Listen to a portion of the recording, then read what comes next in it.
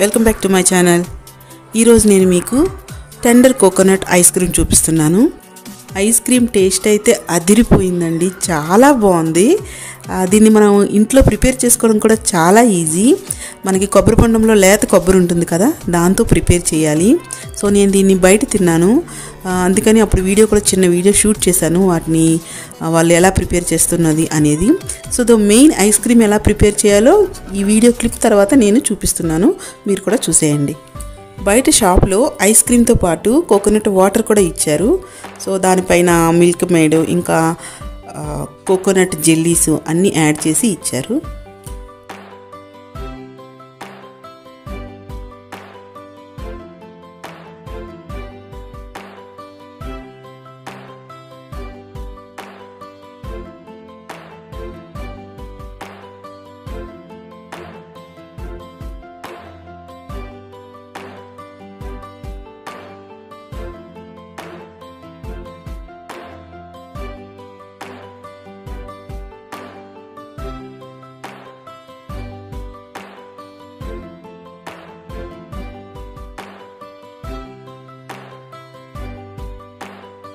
అయితే ఇక్కడ ice క్రీమ్లో flavours ఉన్నాయంట.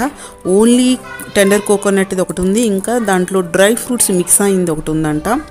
సో అందుకని అక్కడ ఒక స్కూప్ డ్రై ఫ్రూట్స్ మిక్స్ అయింది కూడా టేస్ట్ చేద్దామని డ్రై ఫ్రూట్స్ మిక్స్ అయింది ఒక స్కూప్ తీసుకున్నాం.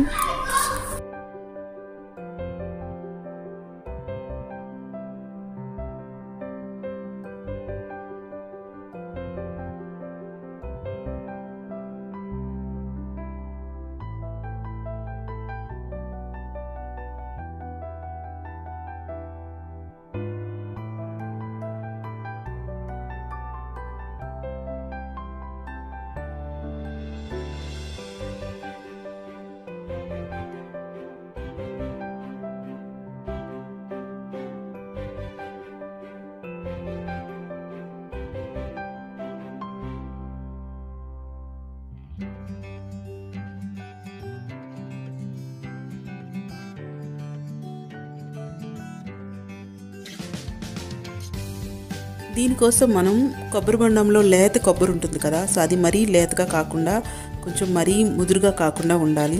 సో దాన్ని 1 కప్ తీసుకోవాలి. 1 కప్ తీసుకొని కొంచెం కచ్చా పచ్చాగా దాన్ని మనం మిక్సీ చేసుకోవాలి. అయితే ఇక్కడ నేను తీసుకున్నది కొంచెం మరీ లేతది కాబట్టి కొంచెం పేస్ట్లా అయింది, కానీ కచ్చా పచ్చాగా తీసుకుంటే మీరు ఐస్ క్రీమ్ తింటున్నప్పుడు మీకు నోటికి తగులుతుంది. సో అది అలా టేస్ట్ బాగుంటుంది. సో అలాని మరీ కచ్చా పచ్చాగా కాదు, మీరు అది కొంచెం చూసుకోండి. సో అలా మిక్సీ చేసుకోవాలి. మిక్సీ అయిపోయిన తర్వాత నెక్స్ట్ దాంతో పక్కన తీసుకుపెట్టుకొని ఒక మిక్సీ బౌల్లో ఏదైనా ఫ్రెష్ క్రీమ్ తీసుకోండి.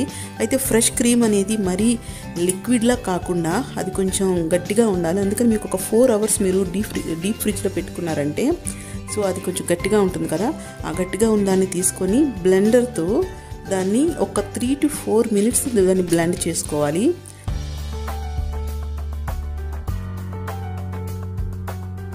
చూసారు కదా, ఇలా ప్రిపేర్ చేసుకున్నాక ఇప్పుడు దాంట్లోకి 1 కప్ మిల్క్ మేడ్ వేసుకోండి.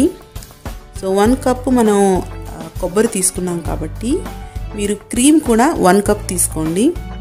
మిల్క్ మేడ్ కూడా 1 కప్ తీసుకొని మళ్ళీ ఒక 1 or 2 minutes దాన్ని బ్లెండ్ చేసుకోవాలి.